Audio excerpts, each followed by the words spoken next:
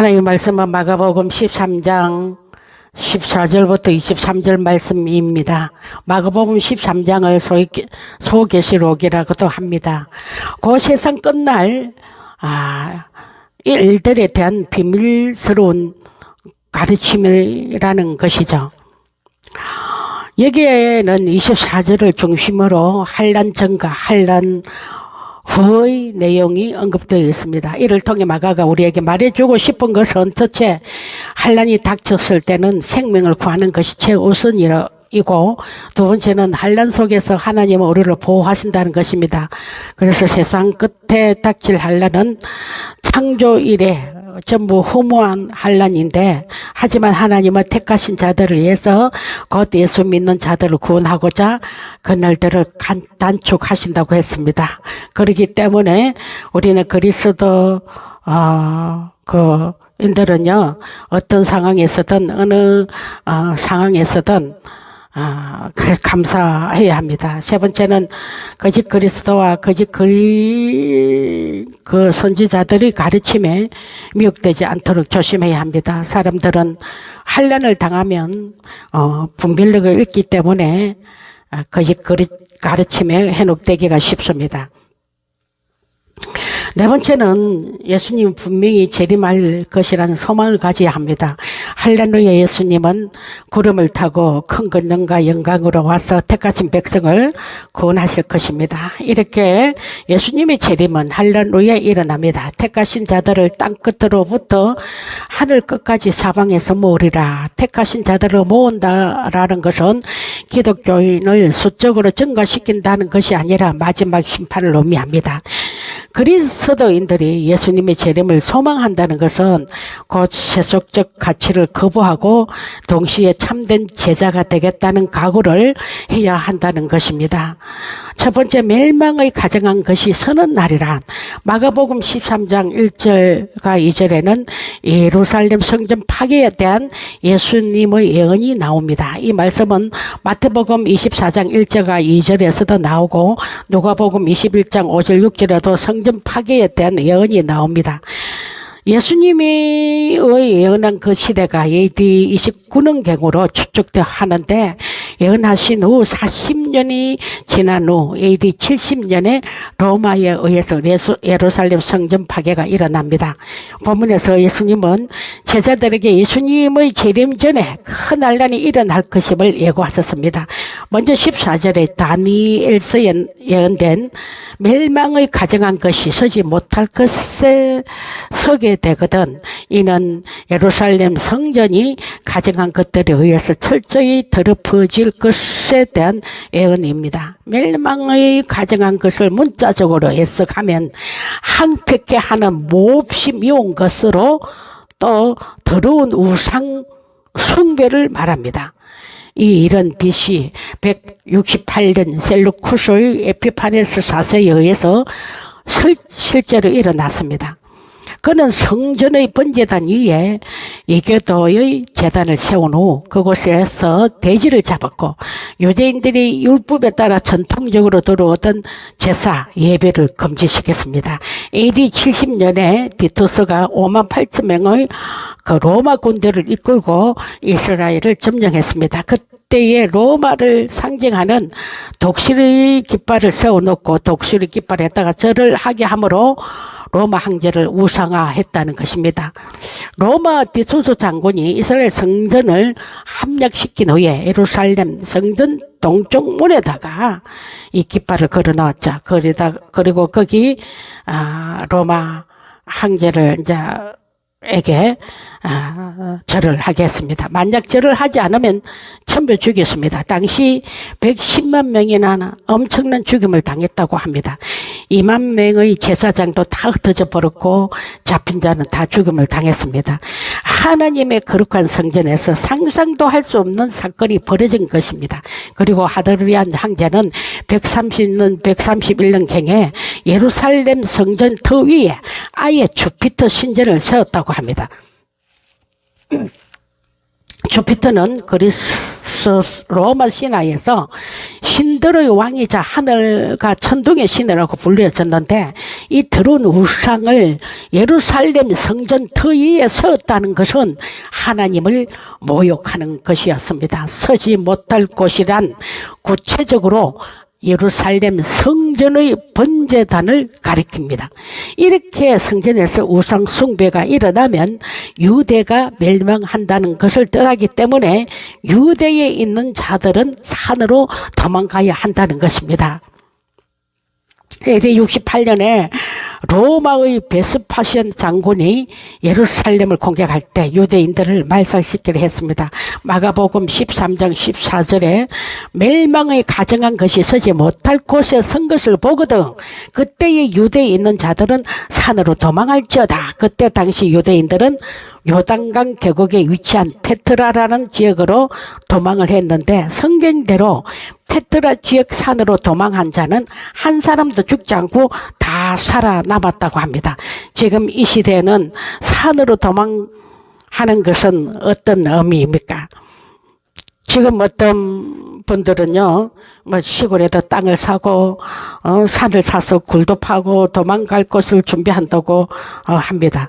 그리고 어떤 사람은 돈을 많이 모아가지고 어떻게 도망갈, 곳을 이렇게 준비하는 것도, 제가 들었습니다만, 여러분 지금은 어디로 피할 곳이 없습니다.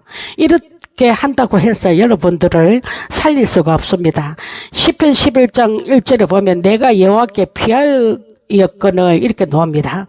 이 뜻은 여호와께 피하는 것이 산으로 도망하라는 것이라고 말씀하고 있습니다. 여러분, 우리의 피난처는 여호와 하나님이십니다. 오직 여호와께 피하여야만 살 수가 있는 것입니다. 어떠한 환난이 온다 할지라도 우리의 피난처이신 하나님만 의지하시기를 바랍니다. 오늘 본문을 통해서 우리가 두려운 종말의 큰 환난을 어떻게 준비해야 하는지 살펴보고자 합니다. 두 번째는 집으로 들어가거나 돌아보지 말라고 했습니다. 전쟁이 일어나실 때 제일 중요한 것은 물건을 챙기는 것이 아니라 생명을 보존하는 것입니다. 14절에 멸망의 가정한 것이 서지 못한 곳에 선 것을 보거든 그때의 유대에 있는 자들은 산으로 도망할지어다. 15절에 지붕 위에 있는 자들은 내려가지도 말고 집에 있는 무엇을 가지러 들어가지도 말며, 유대인의 집들은요 그때 당시 거의 단층으로 되어 있었습니다. 여유가 있고 좀 살만한 집들은 2층으로 되어 있습니다. 그때 당시 지붕은 팽팽하게 되어 있는데 지금 우리말로 치면 옥상이라고 할 수가 있습니다. 지붕 위는요 기도처나 다락방으로, 그리고 온신처나 또는 생활 필수품인 것과 3대를 보관하기 위한 창고로 사용되어졌습니다. 그래서 지붕 위에 올라간 자들은 내려가지도 말고 살림을 챙기려고 집으로 들어가지도 말아야 한다는 것입니다. 16절 보면 밭에 있는 자는 겉옷을 가지러 뒤로 돌이키지 말지어다 했습니다. 여기서 겉옷은 예투겸, 이불겸, 천막으로 사용되어졌습니다. 그것은 그들에게 가장 귀중한 물건이었습니다. 그것조차 버리고 도망할 만큼 상황이 급박하다는 것을 말합니다. 예를 들자면 여러분, 목욕탕에 불이 나면 내 옷 찾아서 입을 시간이 있습니까? 그때는 살기 위해서 맨몸인 줄도 모르고 일단 살기 위해서 피해야 살 수가 있습니다. 그때 그 상황에서 부끄러운 것도 모릅니다. 전쟁이 일어나면 일단 도망을 가야 생명을 보존하는 것입니다. 로스 안에도 앞만 쳐다보고 도망가야 되는데 도망가는 도중에 뒤를 돌아보다 소금기대기 되었습니다. 세 번째, 겨울에 환난이 일어나지 않도록 기도해야 됩니다. 그날은요 19절에서 그날로죠 말하는 것처럼 이날은 환난의 날입니다. 그날에 아이 뵌 자들과 젖먹이는 자들에게 하가 있을 것이라고 했습니다. 왜냐하면 아이 뵌 자들은 몸이 무거울 뿐만 아니라 또 아이들을 데리고 도망가는 것이 쉽지 않습니다. 그리고 이날이 겨울이 되지 않도록 기도해야 하는 이유는 날씨가 추우면 도망가는데 얼음이 있기 때문에 그렇습니다. 한편 겨울이란 여러 가지 의미를 둘 수가 있는데요. 비가 오고 폭풍우가 몰아치는 날씨도 말할 수가 있습니다. 이런 환난은 하나님께서 창조하신 이후 지금까지 없었고 후에도 없을 것이라고 했습니다. 이 환난은 AD 70년에 있었던 예루살렘 성전 파괴를 말합니다. 이때 수를 헤아릴 수 없도록 죽임을 당했는데 그 시체를 성문 밖으로 내던졌다고 했습니다. 그렇게 던져진 하층민들의 시체가 60만 구나 되었고요. 나머지 시체들에 대해서는 파악조차 불가능했다고 합니다. 만약 하나님께서 그 환난을 감하지 아니하셨다면 모든 육체가 구원을 얻지 못했을 것이라고 했습니다. 즉 한 명도 살아남지 못했을 것입니다. 그런데 하나님께서 택하신 자들을 위하여 그 기간을 단축하셨다는 것입니다. 네 번째는 거짓 가르침을 분별해야 됩니다. 종말의 때에 일어날 큰 환난은 20절에 보면 확실히 하나님의 주권 속에 포함되어 있습니다. 동시에 하나님은 택하신 자들을 위해서 그날들을 감았었는데 그 전무후무한 환난의 날들을 감해주지 않았었다면 택하신 자들이 끝까지 견디기 어려웠을 것입니다. 한편 21절과 22절을 보면 종말의 때에는 거짓 그리스도와 거짓 선지자들이 극성을 부린다고 했습니다. 큰 환난의 고통과 함께 택한 자들을 혼란스럽게 하는 것은 거짓 선생들의 온갖 미혹과 유혹입니다. 22절에 거짓 그리스도들과 거짓 선지자들이 일어나서 이적과 기사를 행하여 할 수만 있으면 택하신 백성을 미혹게 하리라. 23절에 너희는 상가라, 주의하라, 내가 모든 일을 너희에게 미리 말하였노라. 예수님께서 스스로 그리스도라 주장하는 사람과 거짓 선지자들이 일어나서 택하신 자들을 미혹할 것인데 이런 자들을 경계하라고 미리 경고하셨습니다. 택하신 자들을 혼란스럽게 하고 이적과 기사를 내세워서 택하신 자들을 미혹의 길로 인도하려고 하는 자들입니다. 그러므로 종말의 때에는 더욱더 강도 높은 믿음과 더욱더 강도 높은 영적 분별력이 필요합니다. 그리고 미혹받지 않기 위해서는 말씀 위에 굳게 서야 됩니다. 6절에 보면 내 이름, 21절에서는 그리스도가 사용되어졌는데 그리스도, 거짓 그리스도 이러한 자들을 믿어서는 절대 안 됩니다. 예수님이 이러한 일들을 말씀하신 이유는 성도들이 깨어있어 상황을 잘 분별하라는 것입니다. 예루살렘 성전 멸망 당시 약 6천 명의 분노자와 아이들이 해당해서 로마군이 지는 불에 타 죽었습니다. 빨리 도망가야 하는데 한 거짓 선지자가 예루살렘 성전뜰에 올라가며 살 것이라는 말을 믿었기 때문에 분노자와 아이들과 많은 사람들이 죽임을 당했던 것입니다. 다섯 번째는 그 환난 후 하늘과 천처의 징조들입니다. 그 환난 후 해가 어두워지고 달이 빛을 내지 아니하며 별들이 하늘에서 떨어질 것이라고 했습니다. 이것을 예수님은 하늘에 있는 권능들이 흔들리라고 설명을 했습니다. 여기서 사건은 환란입니다. 요세푸스는 예루살렘 성전이 파괴되기 이전의 자연현상에 대해서 설명을 했는데요. 이때 예루살렘 위에 칼처럼 생긴 별 하나와 혜성이 1년 동안 계속 떠 있었으며 또한 아주 밝은 빛이 제단과 성전 본던 주위를 반 시간 정도 밝게 비추었다고 합니다. 이것을 분별하지 못한 서기관들은 길조라고 여겼으나 징조를 바르게 분별한 서기관들은 재난을 알리는 불길한 징조라고 해석을 했습니다.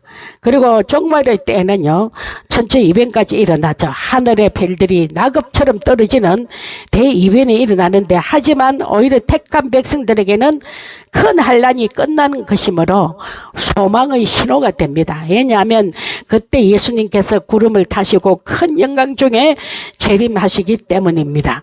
예수님은 반드시 구름을 타시고 큰 권능과 영광으로 오십니다. 그때는 25절에서 언급한 것처럼 하늘의 권능들이 흔들 때를 말합니다. 예수님은 다니엘 7장 13절에서 말하는 것처럼 구름을 타고 큰 권능과 영광으로 오실 것입니다. 그리고 그분은 자기가 택하신 자들을 땅 끝으로부터 하늘 끝까지 사방에서 모으실 것입니다. 결국 환난 후에 예수님께서 재림하셔서 세상을 심판하고 택하신 백성을 구원하신다는 것입니다. 여섯 번째는 심판의 때를 단축시켜 주시고 그 때를 미리 알려주십니다. 예수님은 환난의 시기에도 그 기간을 단축하심으로 하나님의 백성의 생명을 보존하도록 도우실 것입니다. 20절에 만일 주께서 그날들을 감하지 아니하셨더라면 모든 육체가 구원을 얻지 못할 것이어느 그날 자기가 택하신 백성을 위하여 그날들을 감았었느니라. 만약 그날들을 단축시키지 아니하셨다면 한 명도 살아남을 수가 없을 것입니다. 하나님은 지금도 우리가 받는 환난의 기간을 정하시고 우리의 생명과 영혼을 보호하신다는 것입니다. 우리가 이 땅에 살면서 우리의 인생에 닥친 환난의 기간을 우리는 매우 길게 느낄 수가 있지만 하나님이 우리를 인내하며 기다려주시는 기간은 훨씬 더 길다는 것입니다. 여러분, 인생에 전부 허무한 환난을 당하더라도 하나님 보호하시고 도우신다는 것을 믿으시고 그 시기를 허락하신 하나님 뜻을 잘 깨닫고 분별하시기를 바라며 동시에 그 환난을 곧 맹쾌하실 하나님의 은혜를 신뢰하며 믿으시기를 축원합니다. 예수님은 환난에 대해서 미리 말씀해 주심으로 택하신 하나님의 자녀들이 미리 대비하고 준비하게 하셨습니다. 본문을 통해서도 예수님의 심판의 때를 알려주십니다. 하나님의 심판이 임하는 정확한 때는 누구도 알 수가 없습니다. 그것은 아들이신 예수님조차도 모르고 오직 성부 하나님이신 아버지만 아시는 일입니다. 하지만 그때의 징조를 헤아릴 근거가 성경에 많이 있습니다. 우리는 날짜를 계산하면서 심판의 때를 기다려서는 안 됩니다. 시대와 징조를 보고 분별할 뿐입니다. 예수님은 정신을 차리고 깨어 있으라고 우리에게 미리 경고하셨습니다. 예수님이 재림하시기 전 큰 환난이 닥칠 것입니다. 하지만 환난 중에도 은혜를 베푸실 것입니다. 환난에서 어떻게 처신해야 하는지를 알려주시고 그 가운데서도 우리를 보호하시고 그날을 감하여서 구원하시는 하나님의 은혜를 믿으시고 우리 주위에 영적으로 잠자고 있는 자들을 깨우고 서로 위로하는 자들이 다 되어서 마지막 환난을 잘 준비하는 자들이 다 되시기를 축원합니다. 결론을 맺겠습니다. 예수님이 재림하시기 전 큰 환난이 닥친다고 말씀하셨습니다. 그날에는 아무리 어디로 도망을 쳐도 소용없다는 것입니다. 그리고 산으로 도망하는 신앙을 가지려면 종말의 징조를 깨달아야 합니다. 지금 이 시대는 영적 환난기라고 할 수가 있습니다. 앞으로 강야 신앙이 아니면 살아남기가 힘든 시대라고도 할 수가 있습니다. 강야는요, 여러분 고독한 곳입니다. 친구도 없습니다. 좋은 음식도 없습니다. 좋은 옷도 없습니다. 편안한 잠자리도 없습니다. 그러나 강야는 잠깐 지나가는 장소입니다. 예수님 재림을 기다리며 사는 것은 자기를 부인하고 자기 십자가를 지고 예수님을 따르는 삶입니다. 이러한 삶은 강야에서의 삶을 사는 것을 말합니다. 하나님은 어떠한 환난 중에도 택하신 자에게는 보호하시고 은혜를 베푸실 것입니다. 오늘 본문에서 예수님은 환난을 어떻게 처신해야 하는지를 미리 알려주셨고요. 어떻게 살아야 할지 가르쳐 주셨습니다. 그리고 택하신 자들을 보호하시고 구원해 주시겠다고 약속하셨습니다. 세상 돌아가는 것을 보면 주님 오실 때가 가깝다는 생각이 듭니다. 자, 여러분들은 늘 깨어 기도하며 믿음으로 승리하는 자들이 다 되시기를 주 예수 그리스도 이름으로 축원합니다. 아멘.